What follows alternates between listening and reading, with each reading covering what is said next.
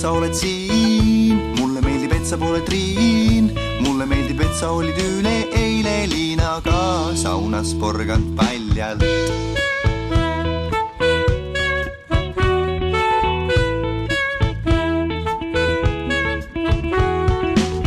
Väljas pime on, su nimi on Maare. Pärast nädalast matka oled Kaare. Tõusin hommikul üksi läinud püksid jätsid ainult traksid kirjaga rott.